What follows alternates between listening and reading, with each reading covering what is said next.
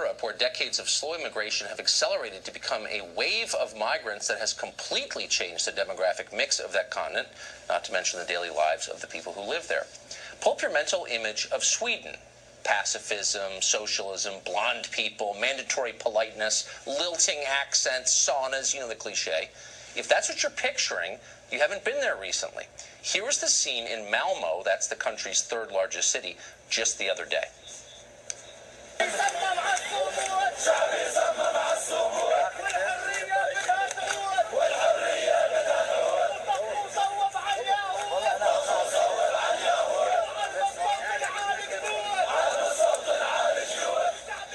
It may look like Karachi or Cairo, but again, that is Sweden. It's changed quite a bit. A generation ago, you would have been hard-pressed to find Swedes marching in support of religiously motivated mass murder. Now, it's all but normal, thanks to mass immigration that has brought tens of thousands of immigrants into that country from North Africa and the Middle East. Malmo has been called Europe's most anti-Semitic city, with dozens of verbal and physical attacks targeting the few hundred Jews who still live there. Just 75 years ago, Sweden was a haven for Jews fleeing the Holocaust. Today, those same Jews fear their own neighbors again, thanks to the Swedish government's decision to bring in a population that hates them.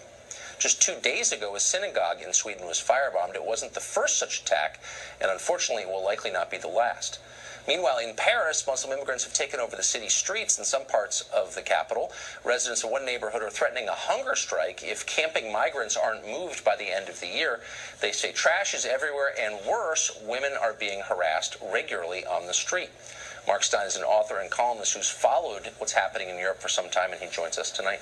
So, Mark, you see videos like that from Sweden, and you realize that this is not the continent that you picture, that it really is completely different because of immigration trends. Are the authorities in Europe, I know you spent a lot of time over there, aware of this? Do they care? Is there a public conversation about this?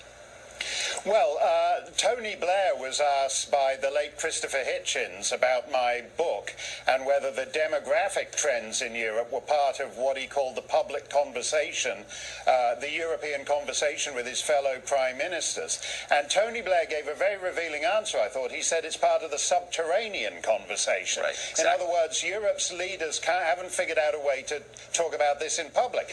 I know Malmo very well. I've been there once or twice a year for the last 15 years. And the reason I go to Malmo is because it was the first Christian city in what was then Denmark, and it's now going to be the first Muslim city in Sweden.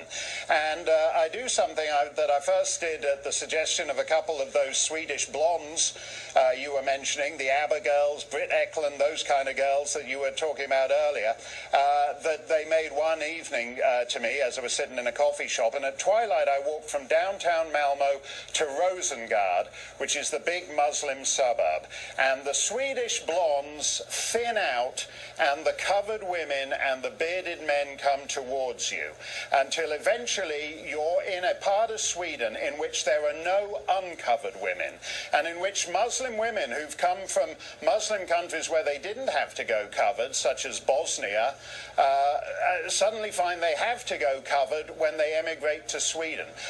That walk, as the blondes thin out and the big bearded men come towards you in ever greater numbers, that is Europe's future walking towards you.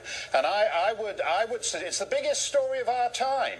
Yes. That Christendom is being transformed at an extraordinary level, to the point where Swedes will be an ethnic minority in their own country by mid-century. What I don't understand, why is no one allowed to talk about it? I mean, if Swedes or Danes or Finns were flooding into Jordan and displacing the native population and forcing people to follow their Christian practices and obey their cultural imperatives, their mores, I think liberals here would say, well, no, you can't do that. It's their country. Right. Why is it different when it happens in Europe or the United States?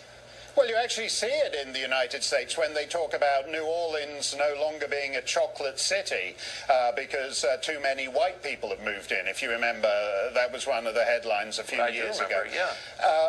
And I think that the problem, of course, is that the minute you raise it, you get accused of being racist.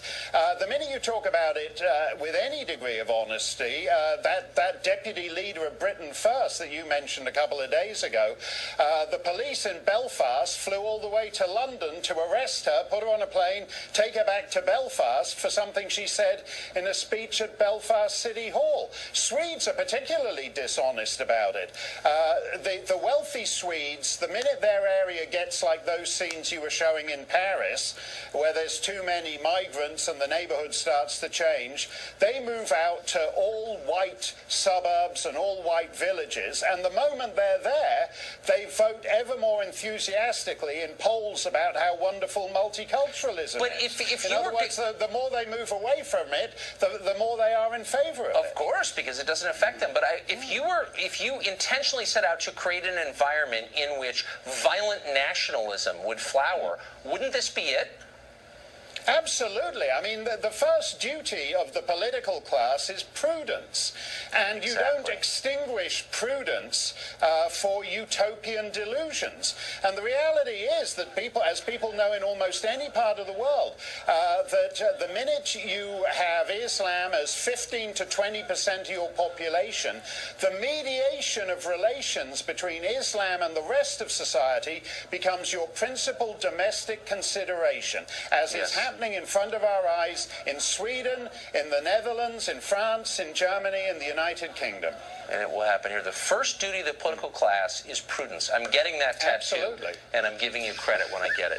Mark Steyn, it's great to see you. That's a great tramp stamp to get. I recommend that, Tucker. It's true. Thank you.